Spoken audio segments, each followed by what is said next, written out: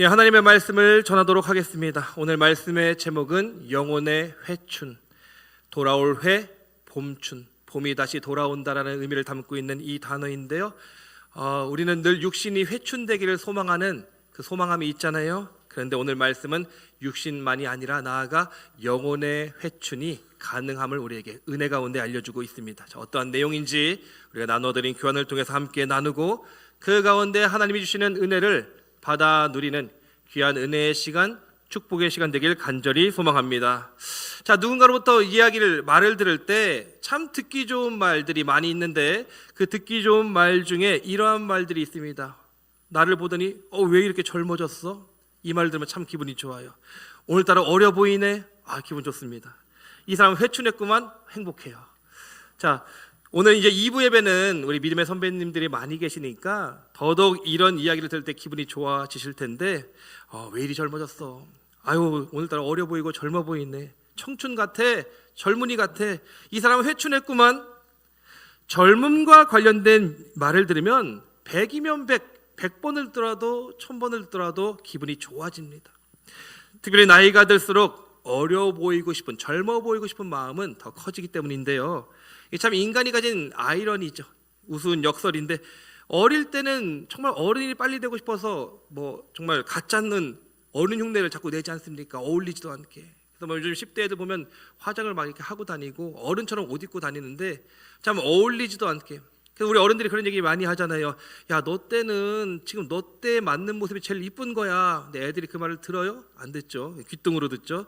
자꾸 어른 흉내를 내는 것이 우리 사람이었다가 나이가 들면 다시 어린애 흉내를 낸다고 합니다. 그래서 막 어울리지도 않게 막 이렇게 저렇게 조금이라도 젊어 보이고 싶어서, 조금이라도 어려 보이고 싶어서 가진 노력을 기울이는 것이 우리 인간이 가진 우스운 역설이라는 것이죠. 그래서 막 미용을 막 하고요, 성형을 막 하고요, 운동을 막 하고요, 몸보신을 하고요, 염색을 하고요, 난리를 칩니다.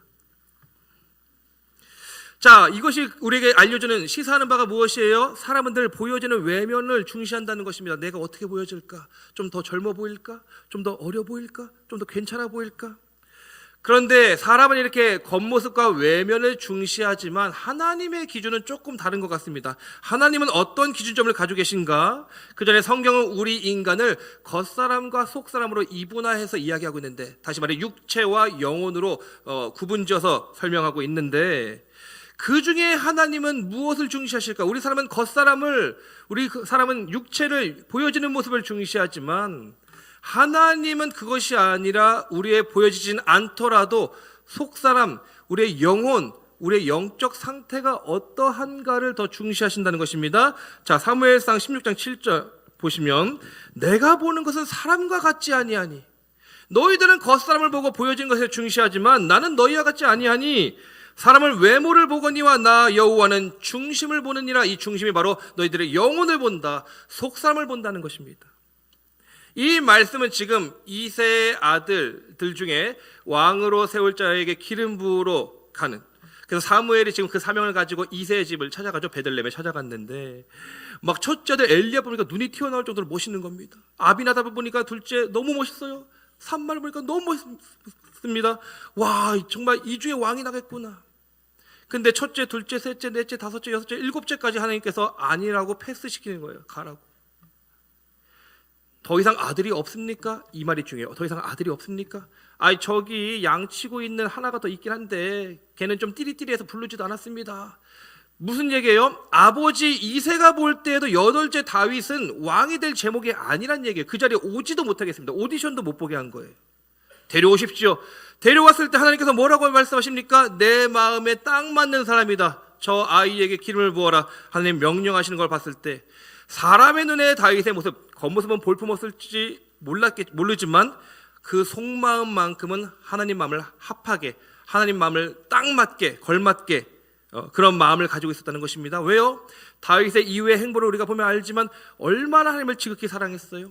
고난 중에 있을 때에도, 왕으로 등극했을 때에도, 죄를 지었을 때에도 하나님만을 사랑하며 섬기는 그의 모습을 하나님은 아시고 그 마음의 중심을 보시고 내 마음에 딱 맞는 사람이다라고 이야기하시고, 늘 그 다윗이 기준점이 되지 않습니까? 다윗의 길로 행하면 복된 사람, 그렇지 아니하면 저주받은 사람, 늘 하나님의 그 기준점이 되는 다윗의 모습을 볼 수 있죠.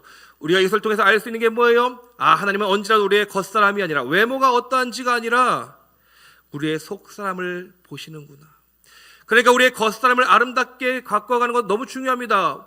추리하게 하고 다니라는 말씀이 아니에요. 아름답게 하고 다니세요. 다니는데 정말 믿음의 사람이라면, 은혜의 사람이라면, 하나님의 이 기준이 어디 있는지를 안다면 겉사람을 가꾸는 것 이상으로 우리의 속사람의 아름다움을 가꾸어 나가는 자가 되어야 마땅하다는 말씀을 지금 드리고 있는 것입니다. 하나님이 나를 바라볼 때 어떠하느냐가 중요한 거예요.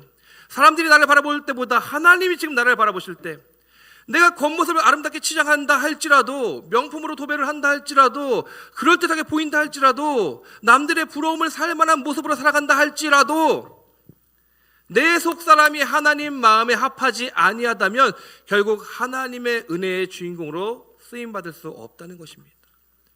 그럼 정말 우리가 믿음의 복된 사람들이라면, 지혜로운 사람들이라면, 내 겉사람보다 속사람을 더 아름답게 갖고 가야 되겠구나, 속사람이 강건해지기를 원해야 되겠구나, 속사람이 강건해지다 영혼의 회춘을 맞이하여서 내 겉사람은 좀 늙어지더라도 나이가 드니까 내 속사람만큼은 정말 젊은이처럼 강건하고 이 봄날을 맞이하는 상태가 되어야 되겠구나. 이것이 그리스도인인 저와 여러분들이 가져야 될 믿음의 결단이라는 것입니다. 고린도서 4장 16절 말씀, 그러므로 우리가 낙심하지 아니하노니, 거울을 보면 하루하루가 피부가 달라요. 주름도 생겨나고 자꾸 늙고 낙심하게 되지 않습니까? 언제 이렇게 세월이 흘렀지? 언제 이렇게 시간이 지났지? 나 왜 이렇게 늙었지? 하지만 낙심하지 아니하노니, 그리스도인은 낙심하지 않는다는 것입니다. 외모를 보면서 우리의 겉사람은 낡아지지만 우리의 속사람은 날로 새로워지기 때문에, 우리의 영혼의 봄날을 맞이하기 때문에 우리는 겉모습과 보여지는 것에 낙심하지 아니한다는 얘기예요. 혹시 외모로, 겉모습으로 낙심하고 계시다면 지금 내 신앙의 기준점이 어디에 매여 있는지를 깨달으시길 바랍니다. 내 속사람이 어떠하느냐가 중요한 거예요. 늘 우리의 영혼은 봄날을 맞이하는 상태가 되어야 합니다. 이것은 어떤 특별한 사람에게 주어지는 특별한 은혜가 아니라, 성도라면, 그리스도인이라면, 하나님의 백성이라면 마땅히 당연히 맞이해야 될 은혜의 모습이라는 것이에요. 누구라도 지금 이 자리에 성도라는 이름을 가지고 우리가 나와 모여 예배를 드리고 있는데, 성도라면 누구라도 속사람이 늘 강건해지고 영혼의 봄날, 영혼의 회춘을 맞이하는 자가 되어야 한다는 것입니다. 이게 마땅하다는 얘기예요, 성경은. 그러면 우리가 이 말씀에 비춰 우리 자신에게 냉정하게 질문해 봐야 될 것이 있죠. 내가 성도이고 그리스도인이요, 내가 하나님의 자녀요 백성인데, 그렇다면 나는 당연히 마땅히 매일매일 매 순간순간 영혼의 회춘을 경험하고 있는가? 나는 겉사람보다 속사람이 훨씬 더 강건해지고 있는가? 그래서 바른 신앙, 바른 길로 걸어가고 있는가? 아니면 내 속사람은 여전히 무너져 있는가? 아직도 무너져 있는가? 앞으로도 무너져 있는가? 병들어 있는가? 우리가 이 말씀에 비춰서 내 자신이 어떠한가를 냉철하게 돌아볼 수 있어야 한다는 것입니다. 그 돌아보는 자만이 오늘 이 말씀이 하나님의 은혜로, 레마의 말씀으로 다가가게 될 줄로 믿습니다. 여전히 무너진 속사람의 상태를 가지고 있다면 우리가 그렇다면 어떻게 영혼의 회춘을 이룰 수 있을 것인가? 오늘 본문 말씀이 그 비결과 방법을 우리에게 알려주고 있다는 것입니다. 자, 어떤 내용인지 계속 진행해 보도록 할게요. 자, 14절부터 15절까지의 말씀 다시 한번 읽고 계속 진행하겠습니다. 이러므로 시작. 이러므로 내가 하늘과 땅에 있는 각 족속에게 이름을 주신 아버지 앞에 무릎을 꿇고 비노니. 아멘. 자, 오늘 본문 말씀은 바울이 에베소 교회를 향한 중보 기도의 내용을 기록하고 있죠. 여러분도 잘 아시겠지만 바울은 하나님과 밀접한 관계를 맺고 늘 그분과 교통했던 사람입니다. 다시 말해 하나님의 뜻을 너무나 잘 알고 있던 사람이에요. 그러니까 지금 이 기도를 드리고 있다는 것은 단순히 에베소 교회를 좀 중보했나 보다 정도로만 여길 것이 아니라 이 기도 안에 담긴 하나님의 뜻을 우리가 발견할 수 있어야 한다는 것입니다. 기도라는 것이 뭐예요? 내 소망과 욕망을 하나님께 아뢰서 이루고자 하는 것이 아니라 하나님의 뜻이 무엇인지를 알고 그 뜻에 내가 쓰임바 되기를 소망하여 그 뜻을 깨닫고자 묻고 아뢰는 시간이 바로 기도의 시간 아닙니까? 그러니까 사도 바울이 지금 이 기도를 드리고 있다는 것은 이 기도 안에 누구의 뜻이 담겨 있다는 것이에요? 하나님의 뜻이 담겨 있다는 것입니다.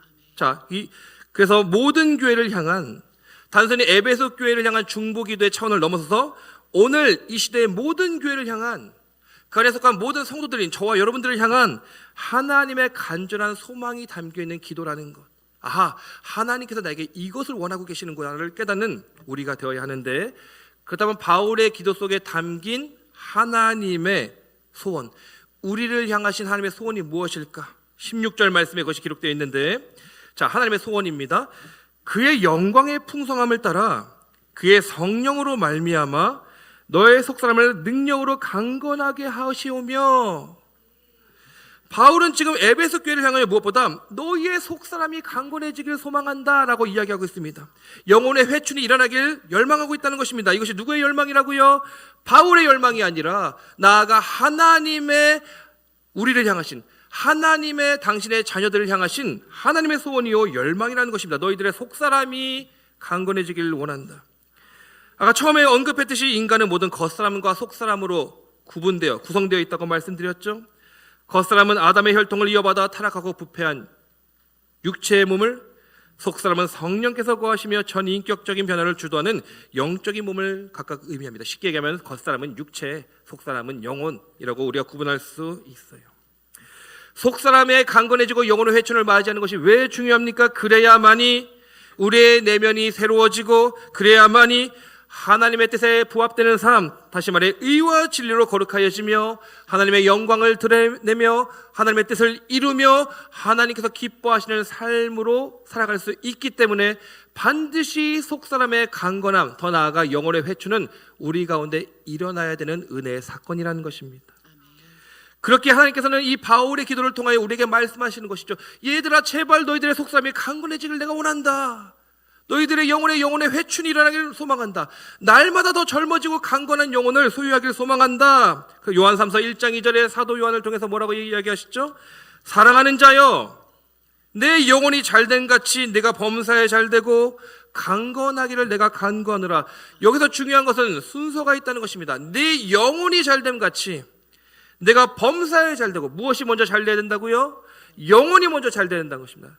너의 영혼이 강건함으로 말미암아 거기서부터 너의 범사에까지 강건함이 이루어지기를 소망한다. 겉사람보다 속사람이 먼저 강건하여져서 속사람의 영혼의 회춘이 일어나서 그로 말미암아 너의 삶의 지경까지 은혜로 채워지길 내가 소망하노라. 하나님의 바람이 여기에도 담겨 있는 것입니다. 에베소서 4장 23절 이하의 말씀도 마찬가지죠. 오직 너희의 심령이 새롭게 되어 하나님을 따라 의와 진리의 거룩함으로 지으심을 받은 새 사람을 입으라. 너의 심령이 새롭게 되어, 너의 속사람이 새롭게 되고 강건케 되어, 너의 속사람이 영혼의 회춘을 맞이하여서 그때야 하나님을 따라 의와 진리의 거룩함으로 지으심을 받은 새 사람을 입으라. 새로운 삶으로 나아가라. 은혜의 삶으로 나아가라. 그리스도인답게 살아가라. 하나님의 뜻을 이루는 자로 살아가라. 그 첫 출발점이 어디 있다고요? 속사람이 새롭게 되는, 속사람이 영혼의 봄날을 맞이하는 것부터 우리 그리스도인의 삶이 출발한다고요. 이것이 우리를 향한 하나님의 깊은 바람이요 소망이라는 것입니다. 자, 바울의 기도에 담긴 하나님의 소망을 우리가 함께 나누면서 묵상해 보면서 다시 한번 말씀드리지만 우리 각자가 날마다 영혼의 회춘을 경험하고 있는지 진지하게 묻고 돌아봐야 한다는 것이죠. 이게 그리스도인으로서 당연한 은혜인데, 당연한 모습인데, 이 당연한 게 당연하지 않게 된다면, 그런 모습으로 살아가고 있다면 우리가 껍데기만 그리스도인일 뿐이지 실상은 그리스도의 능력이 나타나지도 않는, 은혜가 나타나지도 않는, 정말 세상 사람들과 아무런 구별점이 없는 그런 무능한 모습으로 살아가고 있는 것 아니겠습니까? 그래서는 안 된다는 것입니다. 늘 우리가 속사람이 강건해지는 이 은혜와 역사를 날마다 경험하고 있는지를 돌아보고, 또 겉사람의 건강과 아름다움을 위해서는 우리가 시간과 노력을 아끼지 않지만 정작 속사람의 건강과 아름다움을 위해서는 얼만큼의 노력과 관심을 기울이고 있는가, 얼만큼의 투자를 하고 있는가를 또한 돌아봐야 됩니다. 물질이 있는 곳에 내 마음이 있다고요? 내가 어디에 더 많이 투자하느냐를 보면 내 마음이 어디 있는지를 알 수 있습니다. 우리 속사람이 어떠한지에는 별다른 관심을 기울이지 않으면서 내 겉사람의 아름다움을 위해서는 여러 가지 노력과 아낌없는 투자를 기울이고 있다면 결국 나는 안타깝지만 겉사람을 더 중시하는 삶을 살아가고 있는 존재라는 것이죠.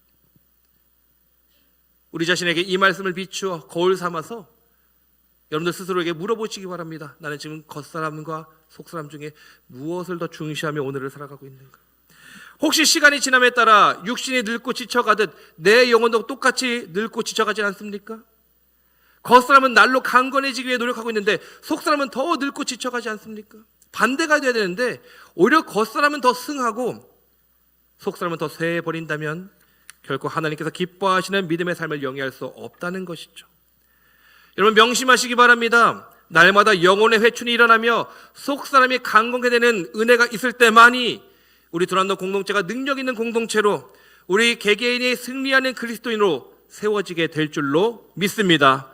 반드시 이 영혼의 회춘은 우리가 맞이하고 경험해야 되는 은혜의 모습인 것입니다. 자, 여기까지는 알겠는데 겉사람보다 속사람이 중요한 것도 알겠고 영혼의 봄날을 맞이해야 되는 것도 알겠는데 어떻게 이 영혼의 회춘을 우리가 맞이할 수 있고 이 은혜를 누릴 수 있습니까? 여기에 대한 답도 사도 바울이 친절하게 답변해 주고 있어요. 하나님께서 우리에게 주시는 은혜의 답변이겠죠. 자, 어떻게 우리가 영혼의 회춘을 맞이할 수 있는가? 16절 말씀 다시 한번 읽고 계속 진행해 보겠습니다. 그의 영광의 시작. 그의 영광의 풍성함을 따라 그의 성령으로 말미암아 너희 속사람을 능력으로 강건하게 하시오며. 아멘. 첫 번째로 사도 바울의 영혼의 회춘을 맞이하기 위해 제시하는 첫 번째 방법은 속사람의 강건함이 오직 하나님의 풍성한 영광과 성령의 임재로 가능케 됨을 알려주고 있습니다. 다시 말해 하나님의 영광이 우리 가운데 충만함으로 부어지고 성령께서 충만함으로 임재하실 때만이 우리의 속사람이 강건케 되고 비로소 승리하는 그리스도인의 삶을 영위할 수 있다는 것입니다. 자, 이 말의 핵심은 뭐예요? 우리가 속사람을 강건케 하는 것도 내 힘으로 된다 안 된다? 안 된다는 것입니다. 겉사람 좀 예뻐 보이고 젊어 보이기 위해서는 우리의 힘으로 좀 치장하고 꾸미면 될지 모르겠지만 절대로 속사람은 우리의 힘과 능으로 강건해질 수 없다는 것입니다. 오직 하나님의 영광이 부어질 때, 오직 성령의 충만함으로 임재하실 때만이 그분의 능력과 은혜로 말미암아 우리의 속사람이 강건케 되고 영혼의 회춘을 맞이하게 된다는 것이에요.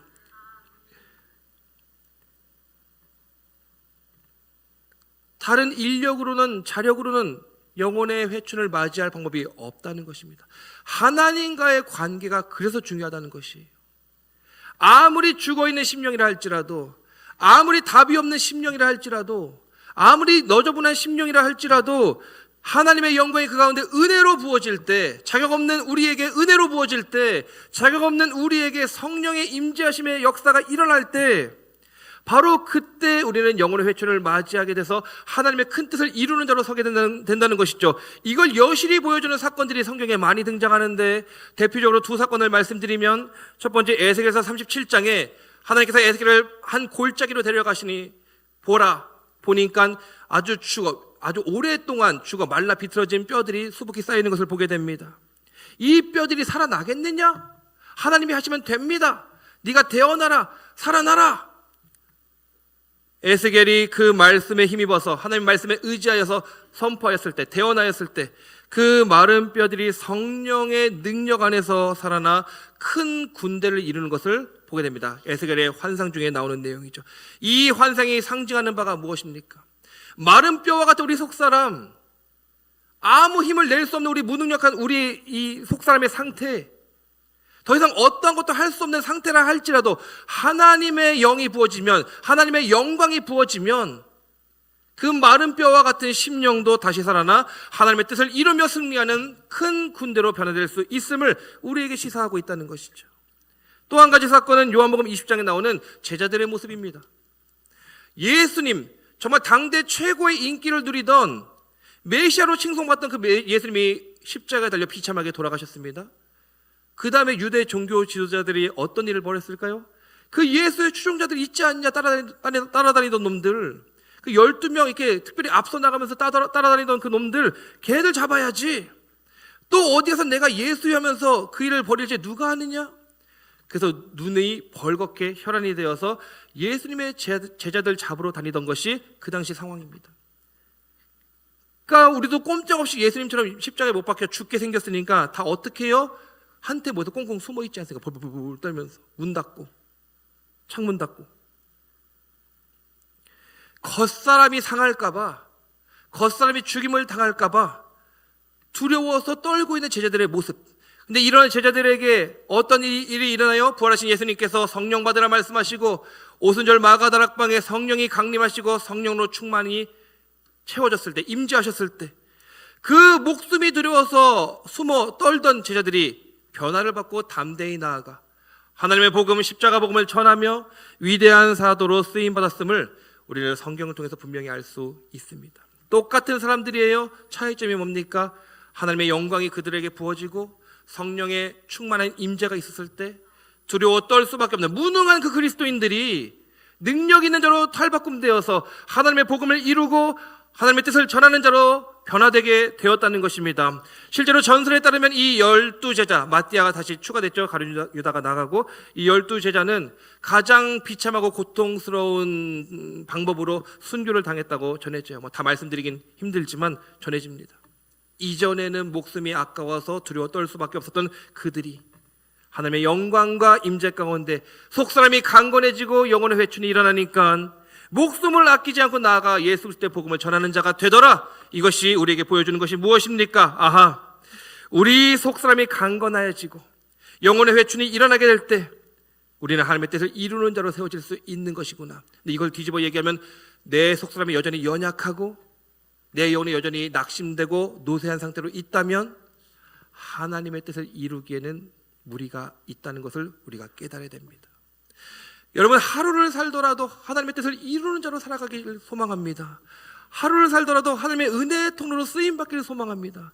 우리 두란노 공동체가 그에 속한 믿음의 지체인 저와 여러분이 하루를 살아가도 뜻없이 그냥 살아가는 것이 아니라 내 어떤 호구지책으로 내 입에 풀칠하기 위해 살아가는 것이 아니라 하루를 살더라도 한순간을 살더라도 언제 주님께서 부르시더라도 나 주님의 뜻을 이루기 위해 살다가 부르심 받아 왔습니다. 이런 고백을 드릴 수 있는 자가 되어야지.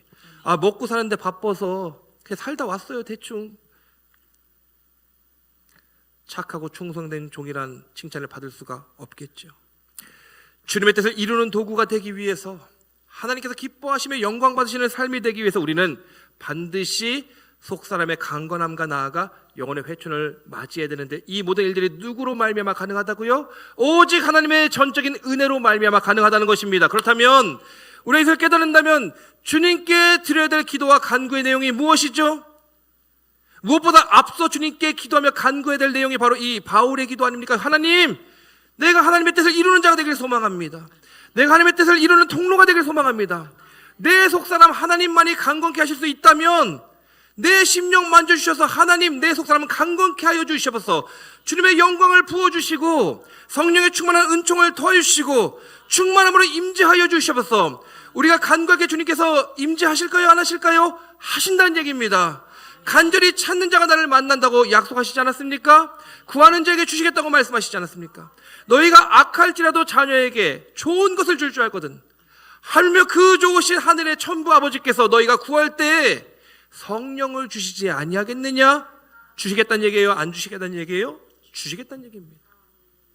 무엇을 위해 기도하고 계십니까? 내 육신의 안녕을 위해 기도하고 계십니까? 내 육신의 즐거움을 위해 기도하고 계십니까? 내 육신의 필요를 위해 기도하고 계십니까? 물론 그것도 주님께서 이루셔야 될, 채워주셔야 될 부분들이 있겠지만 우리의 본질적인 기도와 간구, 소망함은 하나님 내 속삼을 만져주셔서 날마다 주 안에서 영혼의 회춘을 맞이할 수 있는 내가 되게 하여 주시옵소서. 우리가 되게 하여 주시옵소서. 우리 교회가 되게 하여 주시옵소서. 기도하며 간구하며 나아가는 저와 여러분 모두가 되어야 될 줄로 믿습니다. 아멘. 자, 두 번째로 사도 바울은 무엇을 이야기하고 있느냐? 17절 상반절 말씀인데 우리가 읽고 진행해 볼게요. 믿음으로 시작. 믿음으로 말미암아 그리스도께서 너희 마음에 계시게 하시옵고. 아멘. 두 번째로 바울은 영혼의 회춘이 믿음으로 말미암아 그리스도가 내주하는 이 안에 거하며 사시는 상태에서 이루어짐을 선포하고 있습니다.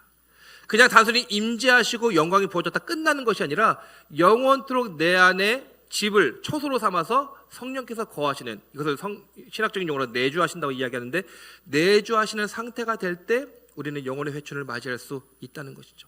여기서 우리는 조금 궁금점이 들죠? 성도 안에는 이미 성령께서 함께하고 계시는 게 아닌가요? 이미 성령이 함께하시기 때문에 성도인 것 아닌가요? 누구든지 성령이 아니고서는 그리스도를 주라 고백할 수 없나이다. 우리가 주님을 주님으로 고백하는 것 보니까 성령이 이미 이 안에 계신 것 아닌가요?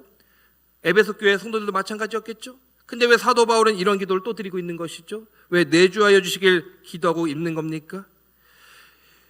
여러분, 이 신약 성경은 헬라어로 기록되어 있는데 헬라어의 단어 중에 계시다라는 동사를 찾아보면 두 가지가 나옵니다. 첫 번째는 파로이케오라는 단어, 좀 어렵죠? 나그네로 잠시 거하였다, 떠날 때가 되면 떠난다라는 의미가 파로이케오입니다. 두 번째는 카토이케오라는 단어인데 이 단어는 영구적으로 정착하여서 그 자리에 주인 되어 주신다, 이 의미예요. 자, 퀴즈입니다. 지금 사도 바울이 에베소 교회를 향해서, 나아가 하나님이 우리를 향해서 계시다라는 단어를 쓸 때 1번 잠시 나그네로 있다 가시더라, 2번 영원히 계시며 주인 되어 주시더라, 어떤 의미로 기도하고 있는 것일까요? 1번, 2번? 몇 번? 2번입니다. 맞습니다. 단순히 왔다 가시는 것이 아니라, 잠깐 임재하셨다가 떠나가시는 것이 아니라, 잠깐 영광이 보여졌다 끊어지는 것이 아니라, 영원토록 내 인생 모든 영역 가운데 성령님이 함께 하시며 내 심령을 주님의 집 삼아주세요. 주님 거하시는 성전 삼아주세요. 언제까지라도 이 안에 함께하여 주시고 언제까지라도 나와 동행하여 주시옵소서. 그래야만이 영혼의 회춘이 일어날 것 아닙니까? 하나님, 이 일이 은혜로 일어나도록 사도 바울이 지금 중보하며 나아가고 있다는 것입니다. 우리의 영원한 주인이 되어 주시옵소서. 주님 품에 안기는 그날까지, 천성문을 통과하는 그날까지, 잘했다 착하고 충성된 종아, 이제 내가 너의 모든 눈물을 닦아줄 테니 나와 영원한 안식을 누리자꾸나 말씀하실 그날까지 이 마음의 주인, 내 인생의 주인, 내 심령의 주인, 오직 성령 하나님의 한 분만이 되어 주시옵소서. 계속 거하여 주시옵소서. 이렇게 지금 이야기하고 있다는 것입니다. 그리할 때 영혼의 회춘을 맞이할 수 있다는 것이죠. 그 성령님이 늘 내주하시며 우리를 이끄셔야만이 속사람의 강건함을 이룰 수 있다는 것입니다. 요한복음 14장 16절 17절 말씀 보시면, 내가 아버지께 구하겠으니, 지금 예수님의 요청이죠, 간구죠. 그가 또 다른 보혜사를 너에게 주사 영원토록 너희와 함께 있게 하리니, 그 오시는 성령님은 금방 왔다 나그네처럼 떠나버리시는 것이 아니라 영원토록 너희와 함께하길 내가 간구하겠다. 예수님의 간구죠. 그는 진리의 영이라 세상은 능히 그를 받지 못한대요. 겉사람을 중시하는 자가 세상 사람의 특징이죠. 세상의 특징은 겉사람, 보여지는 것을 중시한다는 특징을 가지고 있다면 세상은 능히 그를 받지 못한다. 언제까지라도 겉사람만 중시하며 살아가는 사람은 이 성령의 내주하심의 은혜도, 성령의 충만한 임재의 은혜도, 하나님의 영광이 부어지는 이 은혜도 받지 못할 것이래요. 이는 그를 보지도 못하고 알지도 못함이라. 성령님이 누구신지를 알기는 알되 지식적으로 사변적으로 아는 것은 아는 게 아니에요. 그분이 나에게 부어지고 임재하시고 내주하셔야만이 알다. 여기서 알다라는 말은 아마도 관계를 맺다라는 의미를 가지고 있을 텐데, 속속들이 다 알다, 비밀이 없다 정도의 친밀함을 의미하는 단어입니다. 그러나 너희는, 여기서 너희는 누구예요? 너희는 그리스도 안에서 예수 그리스도 안에서 성도로 부름받은 너희는, 우리는 그를 아나니, 성령이 누구신지를 아나니, 그는 너희와 함께 거하시며 또한 너희 속에 계시겠음이라. 언제까지요? 영원토록 너희와 함께 있게 하겠다. 예수님의 당부, 예수님의 요청, 예수님의 간구가 된다는 것입니다. 너희 안에 성령이 영원토록 내주하시길 소망한다. 그리할 때 영혼의 회춘이 우리 가운데 일어나게 된다는 것입니다. 자, 근데 여기 보시면 17절 상반절에 그리스도께서 너희가 마음에 계시게 하시었고, 그 앞에 믿음으로 말미암아라고 기록되어 있어요. 믿음으로 말미암아. 영혼의 회춘은 하나님의 전적인 은혜로 일어나는 것이 맞지만, 하나님은 언제라도 우리에게 주시는 그 믿음에 반응하여서 믿음만큼 역사하시는 분이십니다. 그 믿음도 하나님께서 선물로, 은혜의 선물로 주시는 것이지만, 우리가 소유한 그 믿음을 통해서 하나님은 역사하신다고요. 어떤 역사를 해주세요? 하나님의 영광을 부어주시는 역사, 성령의 충만한 임재를 경험하게 하시는 역사, 하나님께서 영원토록, 성령께서 영원토록 내주해 주시는 그 역사, 은혜의 역사를 우리의 믿음을 통해서 이루어 가신다는 것입니다. 그럼 우리가 취해야 될, 또 간구해야 될 믿음의 내용이 무엇일까요? 영혼의 회춘을 위한 믿음의 다음 세 가지 측면을 말씀드리고 싶은데, 첫 번째는 예수 그리스도만이 구주이심을 고백하고 날마다 그분을 모셔드리는 영접하는 믿음입니다. 여러분, 한국 기독교의 잘못된 점이라고 얘기하면 좀 그렇고 좀 우를 범하고 있는 점 한 가지가 뭐냐면, 영접기도 한 번만 하면 다 끝나는 것처럼 이야기되는 것.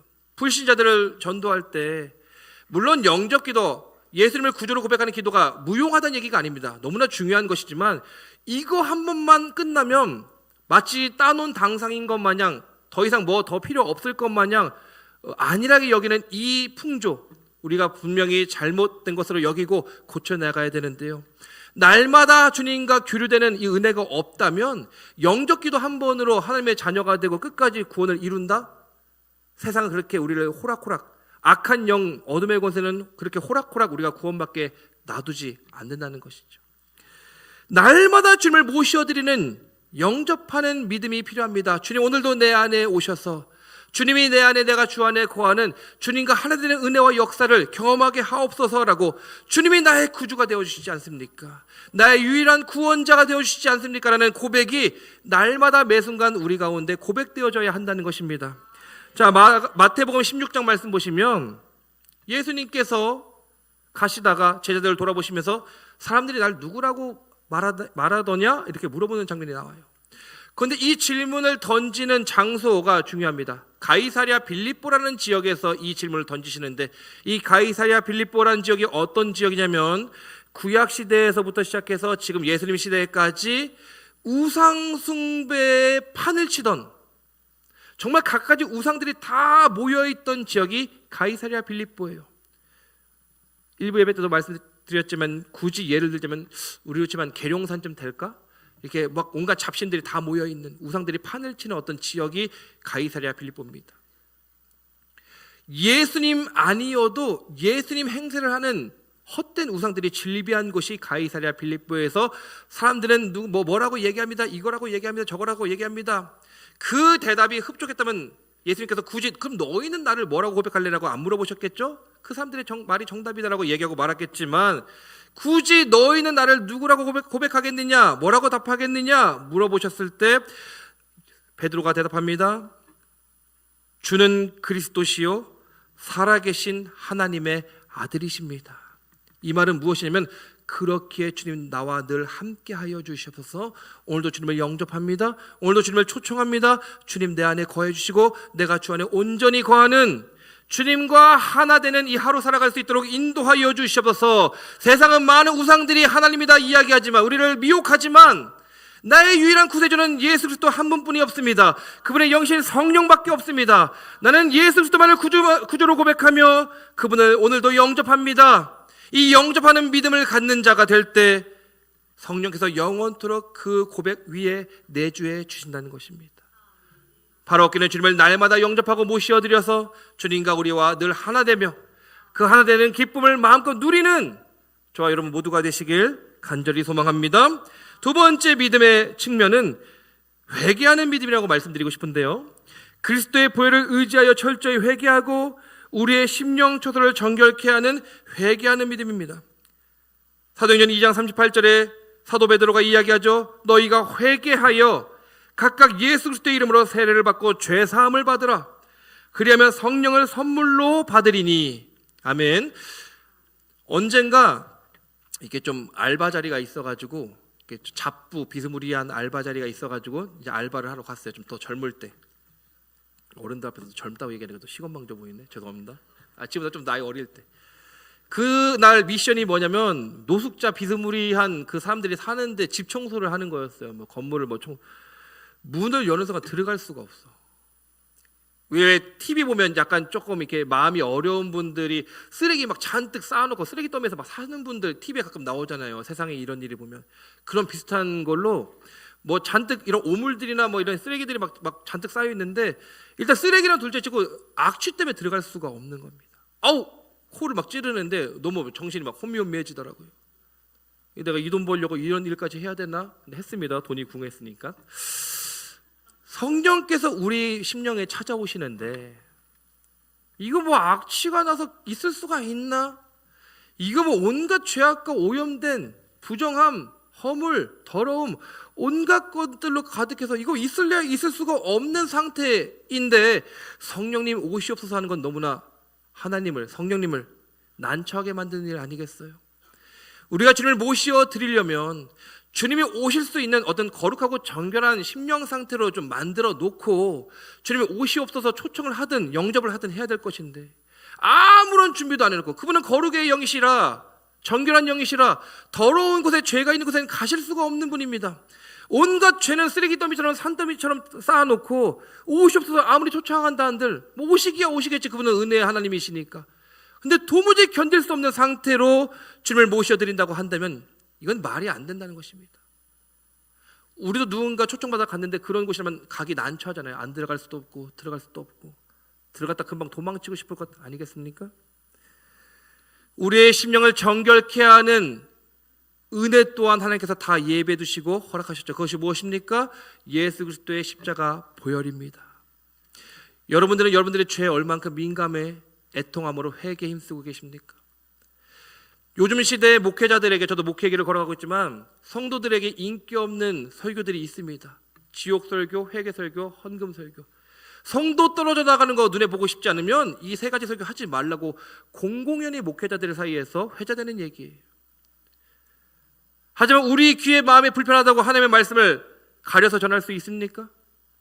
이 말씀이 불편하고 찔린다면 하나님께서 더 이 말씀 앞으로 나오라고 부르시는 은혜의 음성으로 들어야지. 아우 회개 설교 또 아우 지옥 설교 불편해. 헌금 설교 부담스러워.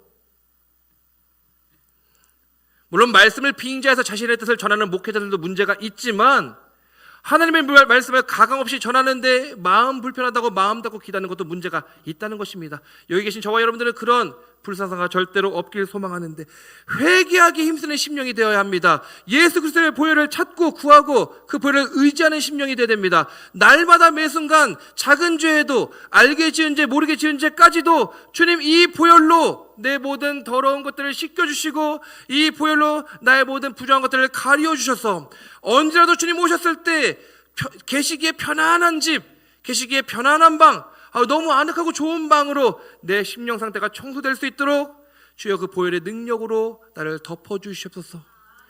이것이 회개의 본질이라는 것입니다. 주님께서 거하시기 편안한 곳이 될 수 있도록, 심령 거처가 될 수 있도록, 은혜의 거처가 될 수 있도록 회개하는 믿음을 갖는 저와 여러분 되시길 간절히 소망합니다.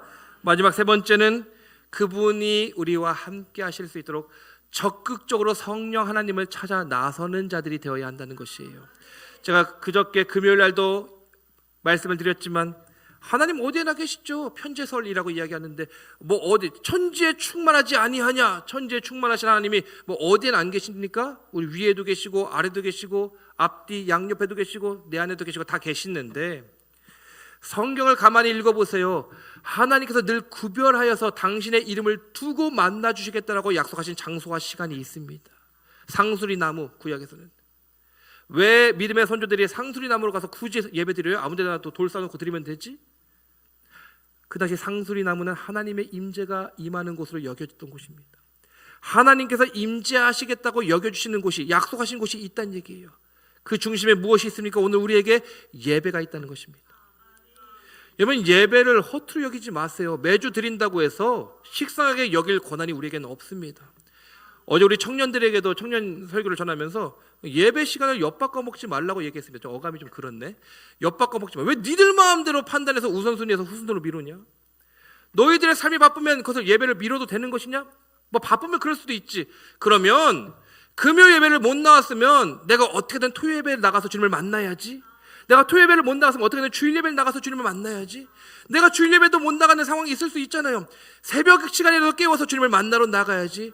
어떻게든 주님을 만나야 되겠다라는 그 일념, 그것이 믿음이라면 그 믿음을 갖는 자가 돼야 되지. 내가 좀 바쁘면 뒤로 미뤄도 되는 겁니까?